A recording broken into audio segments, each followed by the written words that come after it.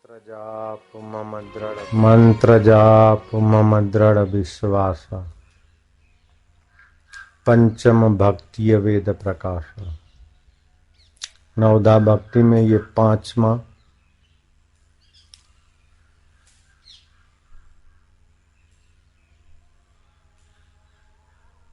पौड़ी है। प्रथमा भक्ति संतन कर संगा, दूसर रति मम कथा प्रसंगा, तीसर भक्ति अमान, चौथी भक्ति छल कपट छांट के कणे मम गुणगान, पंचम भक्ति मंत्र जाप मम दृढ़ विश्वास, पंचम भक्ति यह वेद प्रकाश। तो नवधा भक्ति में पंचम भक्ति मंत्र जाप बहुत उत्तम साधन है, लेकिन इस उत्तम साधन में जापक को फिर अर्थ में शांत होना होता है। जैसे सोहम सोहम सोहम सोहम सोहम सोहम, शिवोहम शिवोहम, या राम राम राम राम राम। तो जपते जपते जपते जपते जपते एक प्रकार की चित्त की ऐसी ऊंची दशा भी बन जाती, तो आनंद आने लगता है, जागतिक आकर्षण मिटने लगता है। इसमें धारणा बनती है, ध्यान बनता है, रस आता है, लेकिन साधक को चढ़ाव उतार होते रहते हैं। फिर एक ऐसी दशा है कि वहां सत्संग की जरूरत पड़ती है कि भाई ये सोहम सोहम शिवोहम शिवोहम ये जप हो रहा है, उसको जानने वाला दृष्टा मैं हूं। तो जप वाणी करती है, चित्त करता है, चित्त को वाणी को देखने वाला चित्त और वाणी से न्यारा है, वो ही मैं सोहम हूं।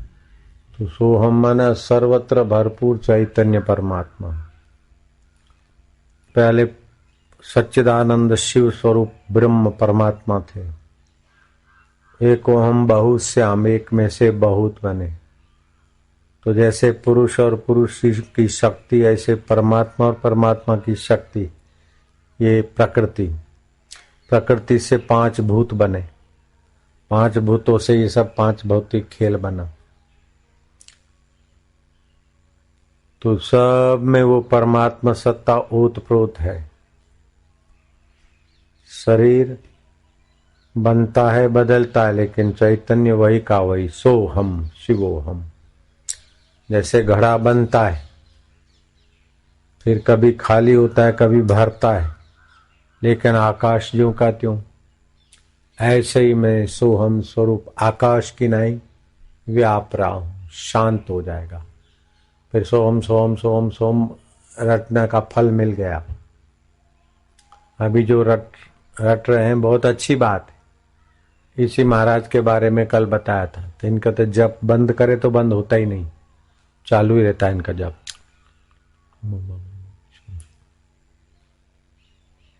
और उससे संतुष्टि भी होती, तुष्टि भी होती है, लेकिन उसके बाद की भूमिका ये है।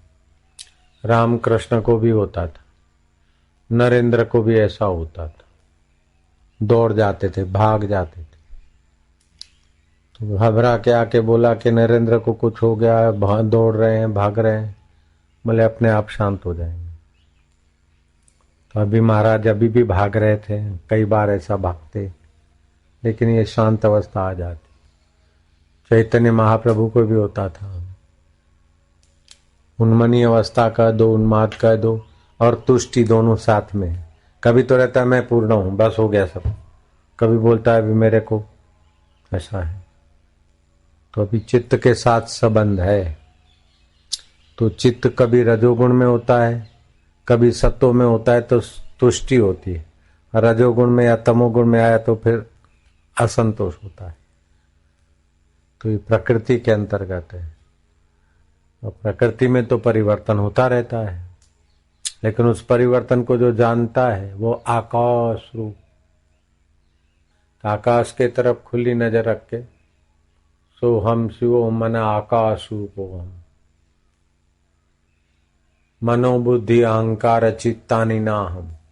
मैं मन नहीं हूं, बुद्धि नहीं हूं, चित्त नहीं हूं, अहंकार नहीं हूं। सोहम शिवोहम आकाश रूपोहम शांतोहम। तो इससे साधना पूर्ण हो जाएगी। अभी भी इनका चल रहा है जब, सुन भी रहे हैं लेकिन जब चल रहा है, रोक नहीं सकते। लेकिन अभी इससे आगे का कदम क्या है? उसके आगे का कदम बहुत सूक्ष्म है, सूक्ष्मतम है। वहां आकर पूर्णता हो जाती है। जागृत आई चली गई, स्वप्न आया चला गया, सुषुप्ति आई चली गई, लेकिन एक ऐसा कौन सा तत्व है जो नहीं गया? बोले सोहम शिवोहम। जागृत चला गया, स्वप्न भी चला गया, गहरी नींद भी चला गया। उसको जो जान रहा है वो अमर आत्मा है, वह शिव स्वरूप है, कल्याण स्वरूप है। शरीर बीमार होता है, तंदुरुस्त होता है, तो बीमारी को भी जो जानता है, तंदुरुस्ती को जो जानता है, वो शिवोहम। मन में काम आया, उसको भी जो जानता है, और काम गया उसको भी जानता है, वो मैं शिव हूं। शिव स्वरूप में रहे तो काम की ऐसी तैसी, क्रोध की ऐसी तैसी, लोभ की ऐसी तैसी, मोह की ऐसी तैसी। ओम आगमो अपायनो अनित्याश्च तान तितिक्षस्व भारता, गीता में आया। ये आने वाले हैं, अपाई है और अस्थिर है, इनमें बहो नहीं, इनसे भिड़ो नहीं, इनको गुजरने दो, महत्व मत दो। तो जब दुख होता है, बेटा इधर है, पर दुख होता है, तो दुख होने से बेटे का दुख नहीं मिटता, लेकिन दुखारी श्री हरि को प्रार्थना करके शांत हो जाए और बेटे को सोचने का तरीका मिल जाए।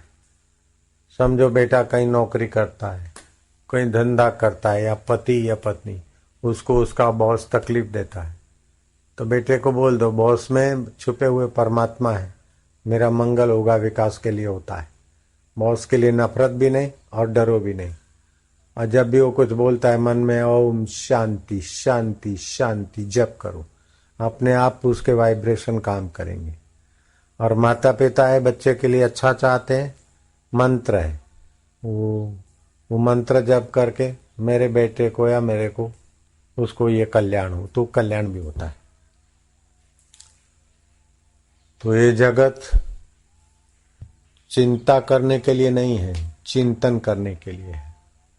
चिंता से चतुराई घटे, चिंता से चतुराई घटे, घटे रूप और ज्ञान, घटे रूप और ज्ञान। चिंता बड़ी अभागिनी, चिंता बड़ी अभागिनी, चिंता चिता समा, चिंता चिता समा। चिंता नहीं करो, प्रारब्ध पहले रचा, पीछे भयो शरीर, तुलसी चिंता क्यों करे, भजले श्री रघुवीर। आपको कहाँ रहना, कब मरना, कब शादी करना, कब जन्मना, कहाँ जन्मना, पहले प्रारब्ध होता है, फिर जन्म लेता है। प्रारब्ध नहीं है तो माँ के गर्भ में आकर भी बह जाएगा। वो तो चाहती है गर्भ रखना, फिर भी बह जाएगा। और कुछ कुछ तो नहीं चाहती है और गोली लेती है, फिर भी गर्भ टिक जाता है। गर्भ न रहे ऐसी गोलियां भी लेती, फिर भी उसका प्रारब्ध है तो वहीं बालक जन्मता है। इसलिए प्रारब्ध पहले रचो, पीछे भयो शरीर, तुलसी चिंता क्यों करे, भजले श्री रघुवीर। चिंतन करो, ट्राई करो, लेकिन नो टेंशन, वरीलेस, टेंशनलेस, ईगोलेस।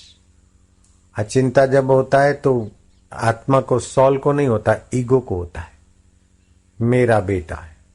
इसीलिए चिंता, दुनिया के इतना बेटा की चिंता नहीं, लेकिन 2 बेटा की चिंता है, 3 बेटे की चिंता है, 1 बेटे की चिंता है, क्योंकि मेरा है। नो, मेरा नहीं है, ईश्वर का है। वो अगले जन्म में किसी का बेटा था, उसके बाद किसी का होगा। मेरे शरीर से पसार हुआ तो बेटा तो मेरे शरीर से तो कई बच्चे पसार हुए, कितने नाली में चले गए, गटर में चले गए। तो ये ममता को दुख होता है, मेरे को दुख है ऐसा नहीं सोचो। तो ममता को दुख होता है तो ममता को सपोर्ट नहीं करो, दुख को सपोर्ट नहीं करो, रिपीट नहीं करो। और जब बेटा को अथवा कई बेटियों की शादी हो जाती है और बेटी माँ को बाप को फोन करती, चिट्ठी लिखती है, ऐसा प्रॉब्लम है, सासू ऐसा करती, ऐसा कर, तो फिर उसके टेंशन में रहती। लेकिन उस सासू ने या कोई प्रॉब्लम जो हुआ उस समय उसको था, लेकिन सुनने वाला अभी सुन के कितने दिन तक टेंशन में रहता। जिस समय सासू से लड़ी अथवा बॉस से लड़ा, उस समय जितना बॉस का मन खराब था उतना अभी नहीं है। सासू से या किसी से भी जो भी कोई प्रॉब्लम होता है, तो जिस समय प्रॉब्लम में आमने सामने दुख होता है उतना दुख बाद में नहीं रहता। तो ऐसा समझ के अपने मन को थोड़ा ज्ञान से भरना चाहिए। भगवान साथ में हो, श्री कृष्ण जैसे प्रेमावतार साथ में हो, और ज्ञान की कमी है तो अर्जुन रो रहे हैं, लेकिन भगवान ने उस कमी की पूर्ति करके तत्व ज्ञान दे दिया तो अर्जुन का दुख दूर हो गया। इसीलिए सत्संग बहुत जरूरी है। भगवान मिल जाए सौभाग्य, लेकिन भगवान मिल जाए और सत्संग नहीं मिला तो दुख नहीं मिटता है। भगवान मिले तो अच्छा है, भगवान नहीं मिलते तो भगवान का सत्संग मिले तो बहुत बड़ा है। भगवान मिले और सत्संग नहीं मिला तो अर्जुन दुखी थे, जब सत्संग मिला अर्जुन का दुख मिटा। ऐसे देवी देवता सोहम शिवोहम, शिव जी मिल जाए, प्रचेताओं को भगवान शिव जी मिल गए। ओम नमः शिवाय नमः शिवाय खूब रटे और मौन हो गए, यहाँ ध्यान किए वर्षों तक, शिव जी प्रकट हो गए। राजकुमार प्रचेता, तुम जुआनी में निष्काम, निर्लोभ, निरहंकार और वन के फल फूल खा के समाधि में, हम प्रसन्न हैं, वरदान मांगो। तो प्रचेताओं ने, राजकुमारों ने भगवान शिव को कहा कि प्रभु आप अगर खुश हैं तो हमको वरदान दो कि भगवान नारायण के हमको दर्शन हो जाए, ऐसी कोई साधना बताओ। तो भगवान शिव ने विष्णु स्तवन दिया प्रचेताओं को साधना में। तो बोले ये साधना करोगे तो भगवान विष्णु प्रकट होंगे थोड़े समय में। तो प्रचेताओं ने किया तो भगवान विष्णु प्रकट हो गए। अब राजकुमारों ने शांताकारं भुजगशयनं पद्मनाभं सुरेश्वरं विश्वाधारं गगन सदृशं मेघवर्णं सुवर्णं, विष्णु जी का स्वागत कर। भगवान ने बोला वरदान मांगो। बोले महाराज हम अपनी इच्छा से तो जो भी मांगते, फिर मिली हुई चीज तो छूट जाती। आप ऐसा दो कि मांगना ना पड़े, जिसमें हमारा परम हित हो, आप वही दो। हमारी बुद्धि से जो मांगेंगे तो थोड़ा सा होगा, आप अपने तरफ से दो। बच्चा अपनी बुद्धि से मांगेगा तो थोड़ा होगा, भक्त अपनी बुद्धि से मांगेगा तो थोड़ा, भगवान अपने तरफ से देंगे तो हितकारी होगा। भगवान ने कहा तुम्हारी बुद्धि का, तुम्हारे विचार का हम स्वागत करते हैं, तुम्हारा सूझबूझ को हम धन्यवाद देते हैं। अपनी बुद्धि से नहीं मांगते तो मेरे तरफ से मांगते, तो मुझे जो अच्छा लगे, तो जिसमें तुम्हारा परम कल्याण है वही मैं करूं। तो भाई परम कल्याण तो ये है कि देव ऋषि नारद तुमको मिलेंगे और तुमको अपने सोहम स्वरूप का ज्ञान देंगे, तत्व ज्ञान, शिवोहम स्वरूप का। तो भगवान शिव मिले, भगवान विष्णु मिले, उसके बाद उनका आशीर्वाद से नारद जी के द्वारा तत्व ज्ञान, भाई ब्रह्म क्या है, जीव क्या है, सोहम कहने वाला कौन है, शिवोहम, और शिवोहम वास्तविक में कैसे भरा है, ये तत्व ज्ञान मिला नारद के द्वारा। तब प्रचेताओं का काम बन गया। ऐसे हम भी 3 साल की उम्र में कुछ कुछ चमत्कार होते, 10 साल की उम्र में रिद्धि सिद्धि के खेल देख। हमारा जन्म होने वाला था, उसके पहले कोई सौदागर आकर झूला दे गया कि तुम्हारे घर में कोई आत्मा आने वाला है, मेरे को स्वप्न हुआ है। तो भगवान ने इतना ख्याल करा जन्म के पहले ही। हमारा जन्म होने वाला था तो मेरी माँ प्रार्थना करा कि अभी प्रसूति नहीं हो, मैं ये दही मक्खन बिलाऊं बांटूंगी, बाद में प्रसूति होना। तो मैं तो 6,000 एकड़ जमीन, जमींदारी, इतना धन, फिर भी माँ मेरी इतनी सेवा गरीबों में सब में बांट के बाद में मेरे को जन्म दिया 12 बजे। तो ऐसे माँ का घर में जन्म मिलना, फिर 3 साल की उम्र में चमत्कार होना, 10 साल की उम्र में रिद्धि सिद्धि का खेल होना, और फिर क्या क्या होता था। काली माँ काली का एहसास होता तो फिर हम डर जाते। फिर हनुमान जी की साधना की तो हम पेड़ पे चढ़ जाते महाराज, हुप हुप करके पत्ते खाते। आप तो अभी पत्ते नहीं खाते, तो आप तो ऐसे ही खाली हो शिव होम कर रहे थे, अभी चिल्लाए थे। हम पहले ऐसा खूब हुआ, ये सब हम पापड़ वेल के आए, क्या क्या होता है।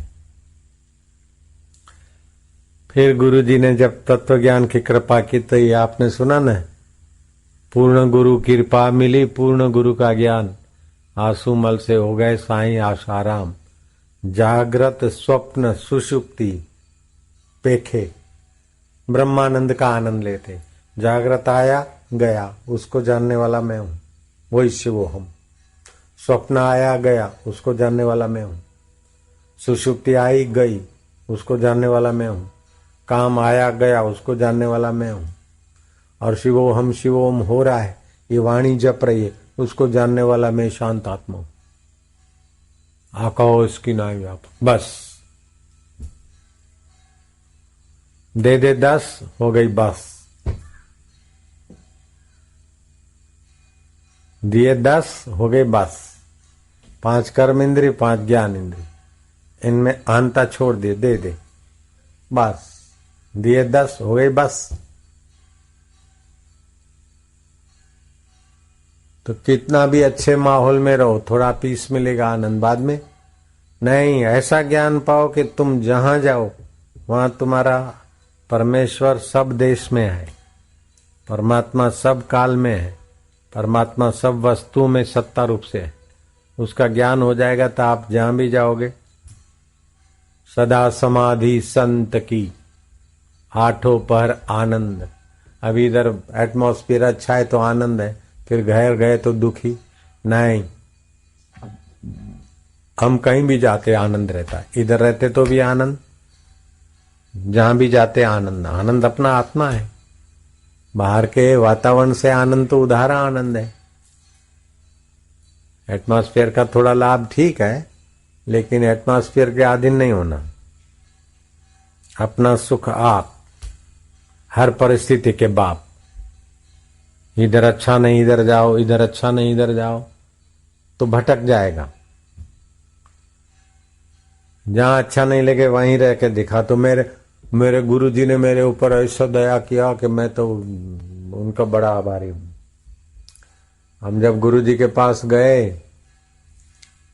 22 साल की उम्र में,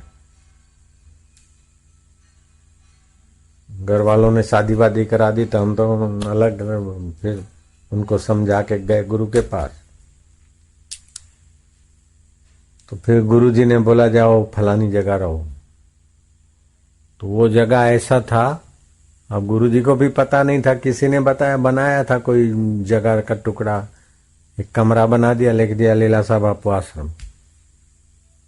तो मेरे को बोला वहां रहो। तो पास में तो झूपड़पट्टी थी अब बहुत अल्लाह गुल्ला था। तो मैं तो रहता था नर्मदा किनारे शांत गुफा में। तो मैं गुरु जी को चिट्ठी लिखा था, इधर तो ऐसा है, मेरे को तो अनुकूल नहीं पड़ेगा, आप आज्ञा करो तो मैं अपनी उधर गुफा में रहूं नर्मदा किनारे, मियाँ गांव के पास, भरूच के पास नर्मदा किनारे। गुरु जी ने कहा नहीं उधर नहीं जाना, वहीं रहो। फिर महीना 2 महीना हुआ तो देखा तो झूपड़पट्टी वाले सारा शोर बकोर। अब ध्यान भजन भी इतना अच्छा होता नहीं, रात को कुत्ते भौंकते, दिन को ये भील के और ये बागड़ी कौम के बच्चे गालियां देते रहते, बड़ी डस्ट उड़ता है, धुआं। फिर गुरु जी को चिट्ठी लिखा कि रात को कुत्ते भौंकते, दिन को बच्चे भौंकते ऐसा ऐसा प्रॉब्लम है, आप आज्ञा करो तो मेरा नर्मदा किनारे एक संत का कुटिया है, दत्त महाराज दत्त कुटीर, तो कोरल में मैं वहां रहा। तो फिर गुरु जी का चिट्ठी आया 15-20 दिन के बाद कि कुत्ते भौंकते तो तुम्हारा क्या जाता है, ओम ओम बोलते ऐसा क्यों नहीं सोचते, और वो भील के लड़के भौंकते तो वो भी आकाश में गया, तुम्हारा क्या, वहीं रहो। ऐसे करके 7 साल हम वहीं रहे। तो इतना पक्का बना दिया गुरु की कृपा ने कि अब हम कहीं भी जाते तो हमको कोई डिस्टर्ब नहीं होता ज्यादा।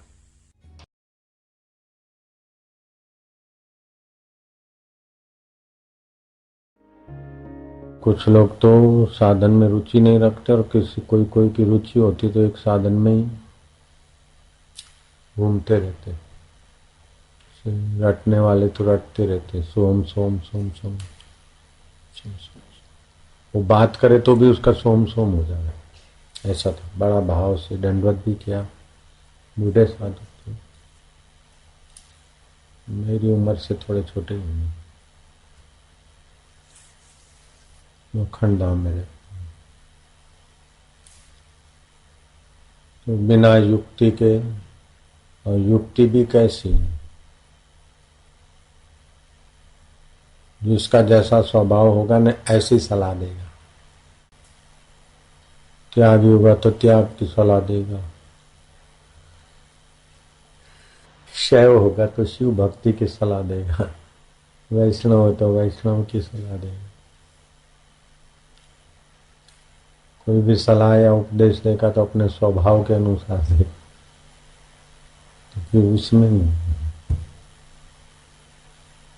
नहीं, वैदिक ढंग से होना चाहिए, व्यक्ति का स्वभाव नहीं। गीता, रामायण, उपनिषद और वेद सब का सार तत्व के अनुरूप हो,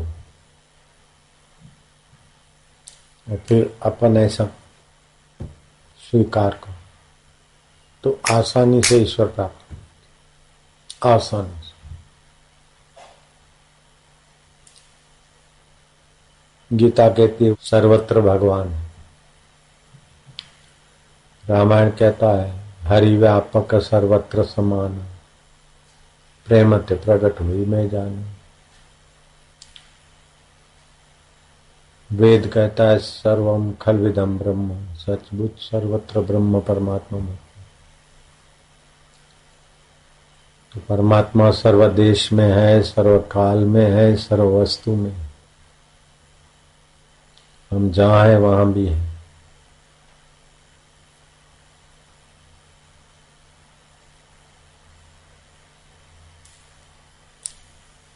इस प्रकार की साधना कर ले, इस प्रकार का चिंतन करते करते भगवताकार वृत्ति हो जाए, ब्रह्माकार वृत्ति हो जाए।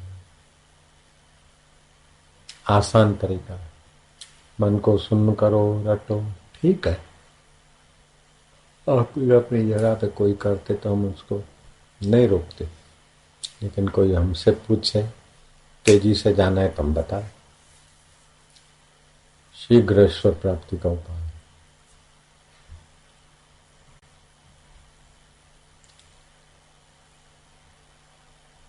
सिया राम मई सब जग जान, वासुदेव सर्वमिति। वेदांत एक तो ये भावना से हुआ, दूसरा वेदांत से सर्वत्र वासुदेव कैसे हुए। देखो एक परब्रह्म परमात्मा, संसार का सार शरीर है, आपका मकान, दुकान, आश्रम, आपका नाम, आपका ट्रस्ट, आपका मिल्कत। शरीर है तो मिल्कत है, शरीर नहीं तो मिल्कत गई। तो संसार का सार शरीर हुआ, ये तो मानने में समझने में आ गया है। संसार का सार शरीर, शरीर का सार है इंद्रियां, आंख, नाक, कान, हाथ। इंद्रियां नहीं अंदर काम करे तो शरीर किस काम का। तो संसार का सार शरीर, शरीर का सार इंद्रियां, और इंद्रियों का सार है मन,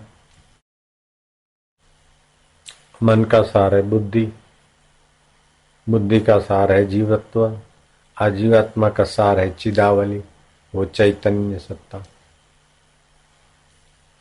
अचिदावली का सार है वो चैतन्य। तो इंद्रियां बदलती है, मन बदलता है, जीव भाव बदलता है। कभी बोलते मैं पापी हूं, कभी पुण्यात्मा हूं, फिर भी जो नहीं बदलता है वो सार स्वरूप हुआ, आत्मदेव हुआ। फिर अब बाहर आओ। पहले परब्रह्म परमात्मा थे, तो एको हम बहुश्याम। तो जैसे पुरुष और पुरुष की शक्ति अभिन्न है, ऐसा नहीं मजदूर तुम्हारा तो आज 80 रुपया है और तुम्हारे अंदर काम करने की शक्ति उसका 100 रुपया। मजदूर और मजदूर की शक्ति एक साथ, पुरुष पुरुष की शक्ति एक साथ। ऐसे परब्रह्म परमात्मा और उसकी शक्ति प्रकृति,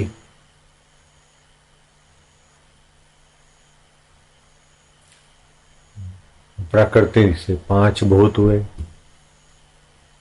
तो परमात्मा की शक्ति, परमात्मा की सत्ता, प्रकृति परमात्मामय हुई, उसके 5 भूत भी परमात्मामय हुए।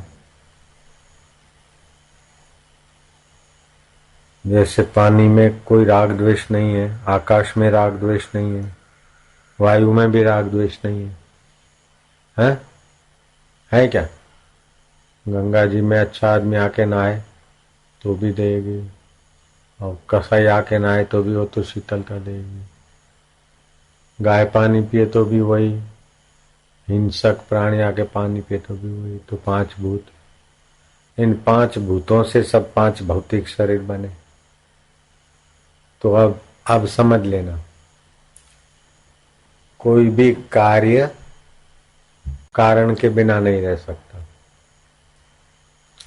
कारण तो कार्य के बिना रह सकता है, लेकिन कार्य कारण के बिना नहीं रह सकता।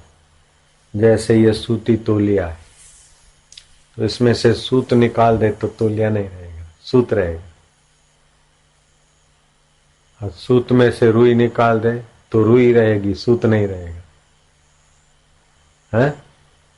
और रुई में से पृथ्वी जल तेज वायु तत्व निकाल दे तो तत्व रहेंगे, रुई नहीं रहेगी। और तत्वों में से प्रकृति निकाल दे तो प्रकृति रहेगी, तत्व नहीं रहेगी। अब प्रकृति में से परम चेतना निकाल दे तो परमात्मा ही रह जाएगा प्रकृति। तो सबका कारण परमात्मा है। जैसे पृथ्वी पर जो भी पेड़ है, सबका मूल क्या है, कारण क्या है? पृथ्वी। चाहे पेड़ कैसे भी हो,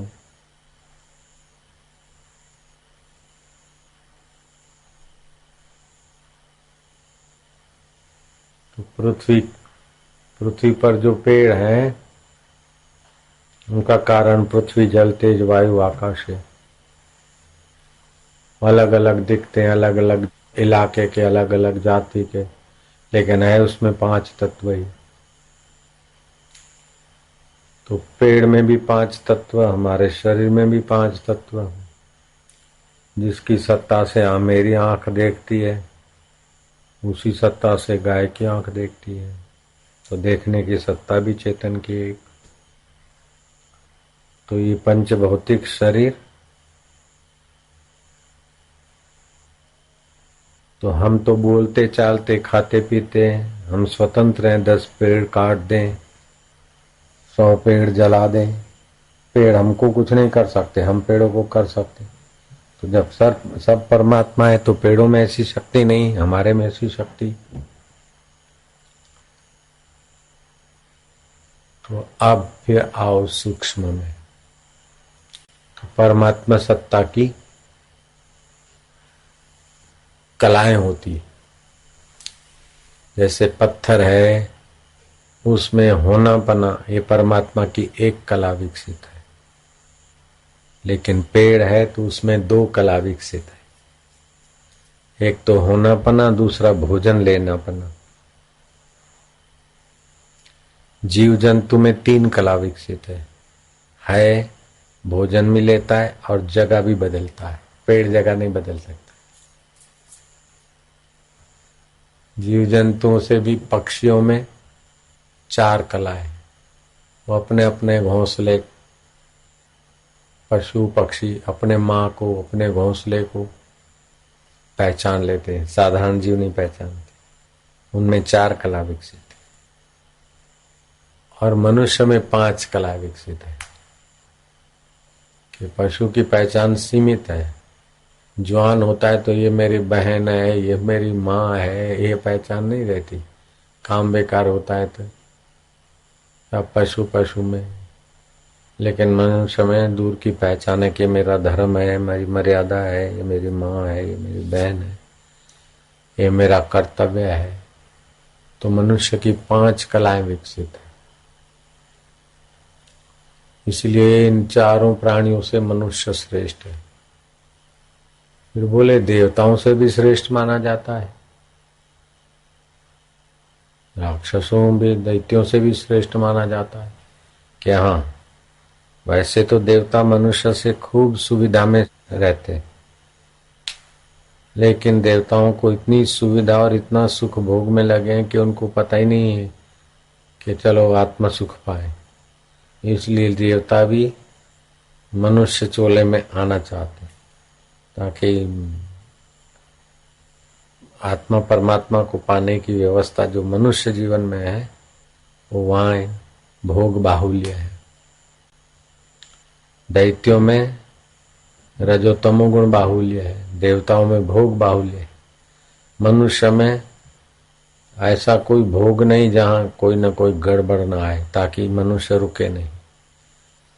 गृहस्थी जीवन के 3 सुख होते, धन का सुख, कुटुंब का सुख, आरोग्य का सुख। ये 3 सुख होते हैं मनुष्य में, संसार में।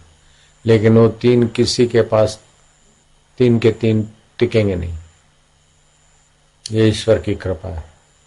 आरोग्य अच्छा होगा तो पैसे में गड़बड़ होगी, पैसा ठीक होगा तो आरोग्य में गड़बड़ होगी, आरोग्य और पैसा ठीक है तो कुटुंब में गड़बड़ होगी। कुछ न कुछ खटपट होती। ऐसा कौन है जिसके कुटुंब में गड़बड़ न हो, पैसे में कमी न हो और आरोग्य में कमी न हो? ऐसा बताओ।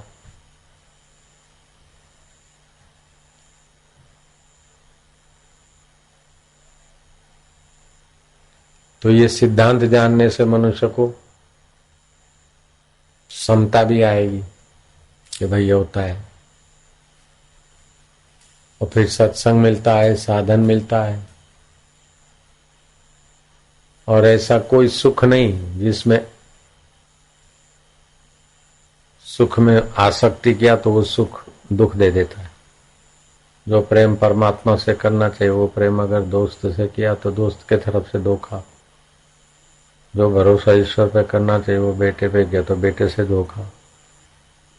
जो भरोसा ईश्वर पे करना चाहिए पैसे पे किया तो पैसे में धोखा।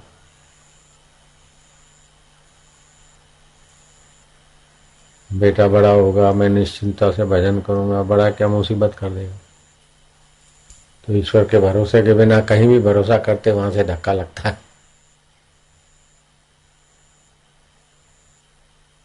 कबीरा यह जग आए के बहुत से कीने मीत, जिन दिल बांधा एक से वे सोए निश्चिंत। तो एक अद्वैत परमात्मा ही सत्य है, चित्त है, आनंद स्वरूप है। सत्य है कि सदा, चित्त है कि उसकी चेतना अंतःकरण में शरीर में दिखती है, और आनंद स्वरूप है कि उसी आनंद स्वरूप की झलक आती है अंतःकरण में। सुख मिलता रहता है जीवों को। तो जीवों को सुख मिलता रहता है तो संसारी विषय विकारों से मिलता है तो बेचारे उसी वासना में खपते। लेकिन सुख के मूल में चले जाए, ध्यान के द्वारा, भाव के द्वारा, तत्व ज्ञान के द्वारा, तो सच्चे सुख को पहचान ले तो सच्चिदानंद का चिंतन करके सच्चिदानंद में एकाकार हो, फिर वो वासना के वेग से भटकेंगे नहीं। नहीं तो संसार में देखने के सुख का आया तो पतंगिया बनो, स्वाद की आसक्ति बढ़ गई तो फिर चटोरा जीव बनो, भटको। ये है गणित।